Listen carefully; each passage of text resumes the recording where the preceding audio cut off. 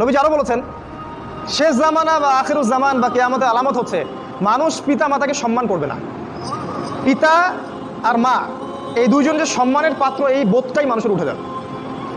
সম্পদের জন্য মানুষ তার পিতাকে হত্যা করবে, ভাই তার ভাইকে হত্যা করবে, স্বামী স্ত্রীকে হত্যা করবে, স্ত্রী স্বামীকে হত্যা করবে, এমনকি সন্তান মাকে পর্যন্ত হত্যা করবে সম্পত্তির কারণে। আর পিতা মাতার সাথে দাস দাসীর মতো আচরণ করা হবে। নবী সাল্লাল্লাহু আলাইহি ওয়াসাল্লাম বলেছেন, কিয়ামতের অন্যতম নিদর্শন হচ্ছে যে সমাজের বেশিরভাগ মানুষ সুদের সাথে জড়িত হয়ে যাবে।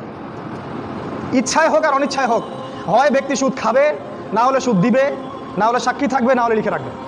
আর আমাদের নবী মুহাম্মদ সাল্লাল্লাহু আলাইহি ওয়াসাল্লাম এই চার শ্রেণীর মানুষকে সমানভাবে অভিশাপ দিয়েছেন। তিনি বলেছেন, আমি মুহাম্মদ সাল্লাল্লাহু আলাইহি ওয়াসাল্লাম আপনার নবী, তিনি বলেছেন যে আমি চার শ্রেণীর মানুষকে অভিশাপ দিয়ে গেলাম। এক শ্রেণী হচ্ছে যে সুদ খায়,